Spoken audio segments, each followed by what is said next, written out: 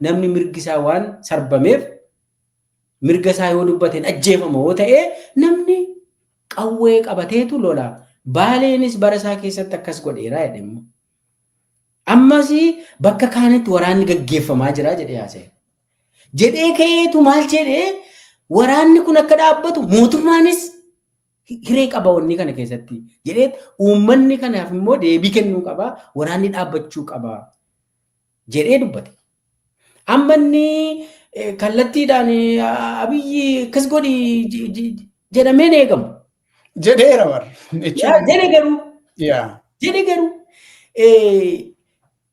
mootummaanis gahee qabadhee uummanni haa murteessu waraanni kun dhaabbachuu qaba jedhee dubbate.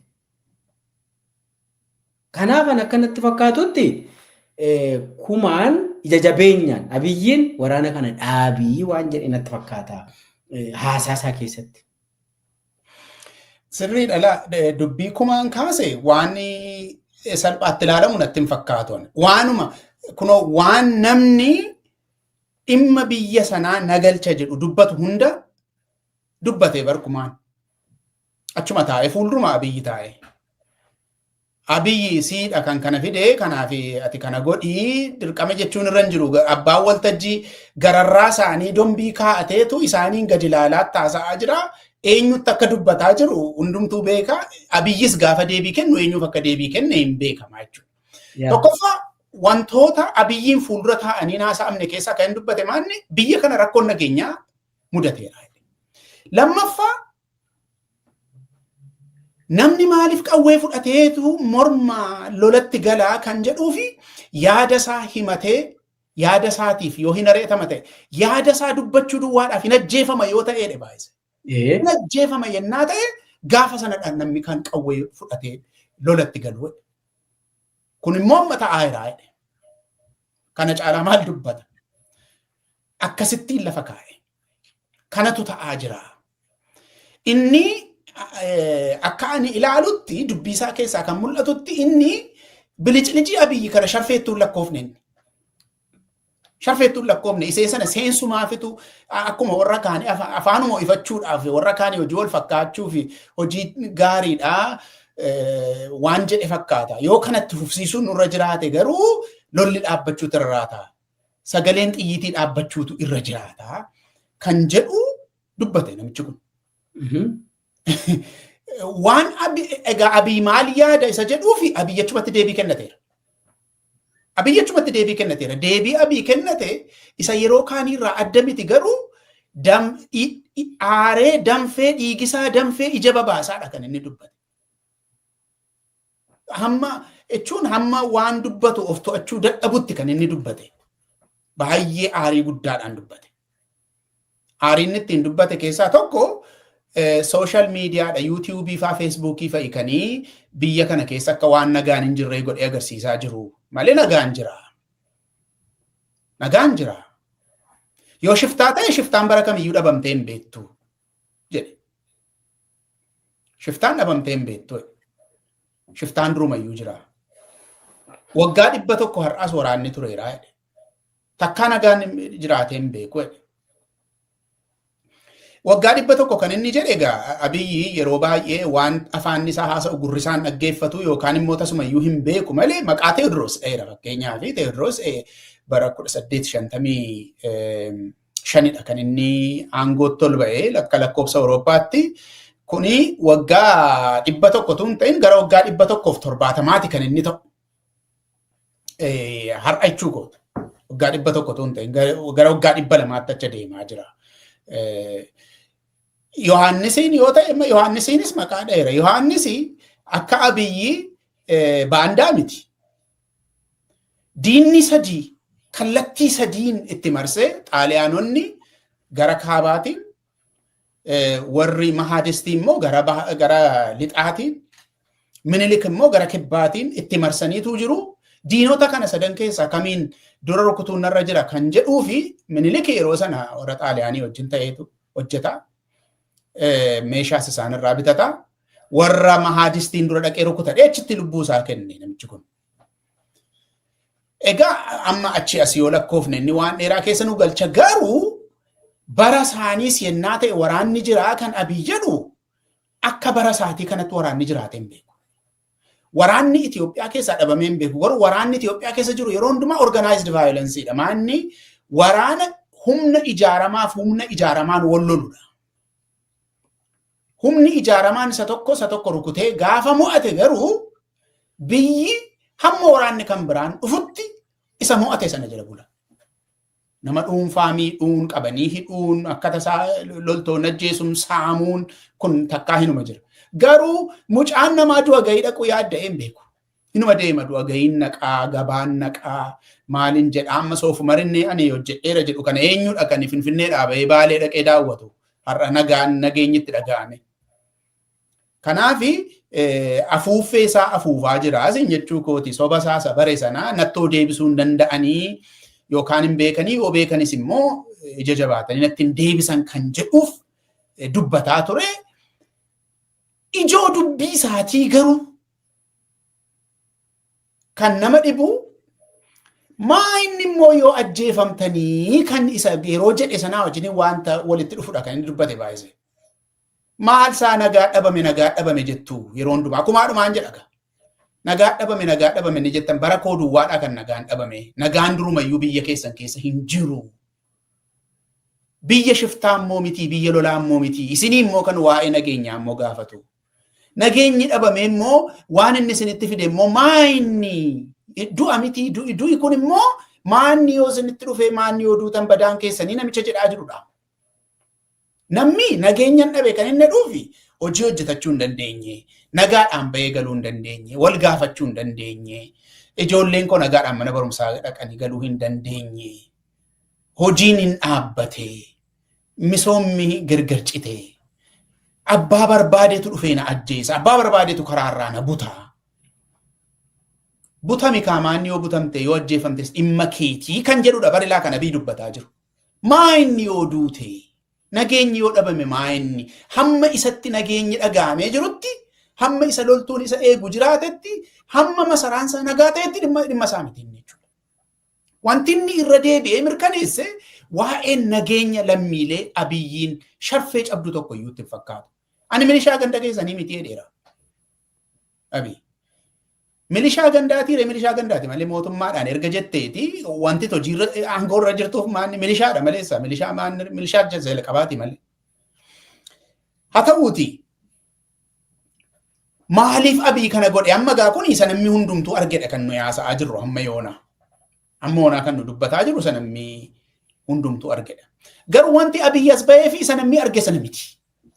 Abiy gaafa as ba'ee waan nama wal dubbachiisu tokko haasa'u yookaan ergaa dabarsuu barbaade qaba yookaan waan dhossuu barbaadeetu jira yookaan immoo waan namni hin agarre kan biraatu jira.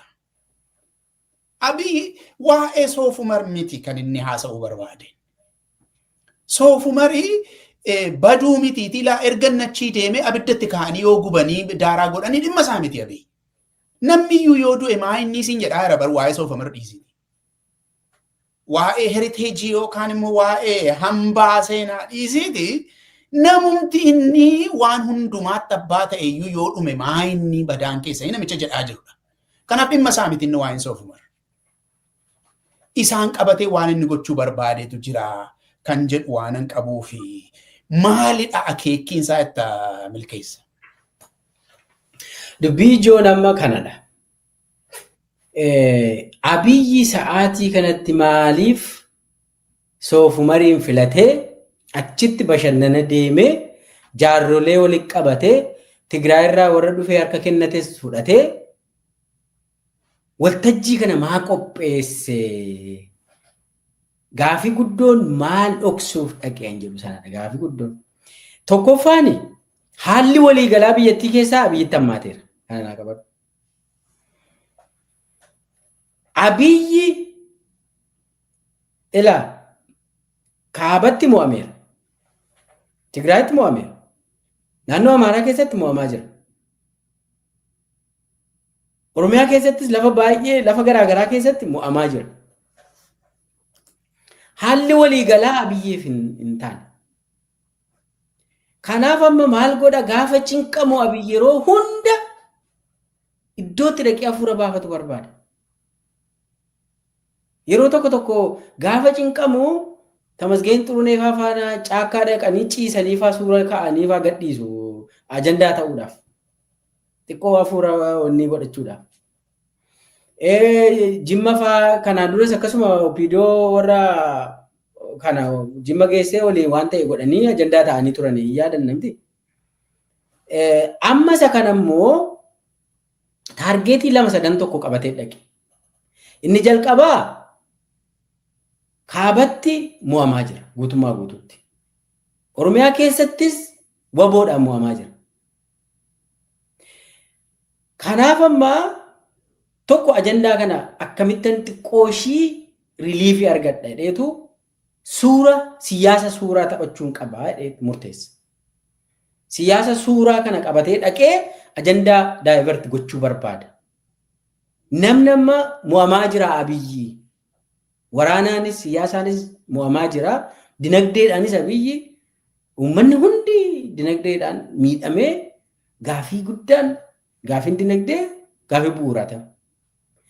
Nageenyi hin jiru. Kana walumaa galatti akkamittan dhoofkadha yeroodhaaf jedheetu waama gabaabduu wayii yaadee soofumar dhaqnee haa bashannannu jedhee digisii kana godhee guyyaa 3 achitti nyaatanii dhuganii achii booda moodareetarii ta'ee akka joornaalistiis ta'ee wanni kana sagantaa kana qopheessee jechuudha. Kaameraa maalii qofa dhaqee inni gaafataadha achii booda walii guduunfee deemee jechuudha. Tokko ajandaa jala dhokatamuu barbaada dhaqee jechuudha. Lammaffaa immoo very critical. Jaarroleen Opiidiyoo hundeessan ana waliin jiru kunoo naa sagadaa jiru. Kana hubadhaa. Jara kana ofii salphisee ari'ee olii goggodhee jaarrolee kana ijaan argaa keessan hin barbaadu jedhee dhaaba keessan illee hin barbaadu jedheetu. Opiidiyoo illee amma rabbii jedhi abbaa duula kumaa dammaqsaa dura diinsaa dootuun koo Opiidiyoo warra godhanidha. Baay'ee jaallatu Opiidiyoo. Jara kana jalaa diigee bara. Baay'ee bu'anii baay'ee gaafa Opiidiyoon diigamu siksik jedhanii warra bu'anii warra kun. No way jedhanii. Yaa TPLF uume garuu immoo warri kun umrii isaanii guutuu Opiidiyoo dhaaba Opiidiyoo jedhamu jechuun waa'ee Opiidiyoo kana gaa badoo mataasaas baay'ee beekna waan isheen hojjette immoo waan tokkos hin beekna Opiidiyoon. Jara kana harkaa diigee keessa amma immoo gaafa cinqiin isatti dhufu anoo Opiidiyoo keessan jira kunoo haguuggadhe tananii kunoo jaarroleen anaafuu gadi jedhanii sagadanii kunoo asituu nu agarsiise ijjuu nun argu ture duruu amma nu jaamaa turre amma ijji keenya baname jedhanii kunoo isaan na deeggaruun jedhu jala dhokachuudha dhaqe. Opiidiyoo fi jibbu Opiidiyoo jala dhokachuudha dhaqe Abiy. Ideoloojiidhaan Opiidiyoo jibba.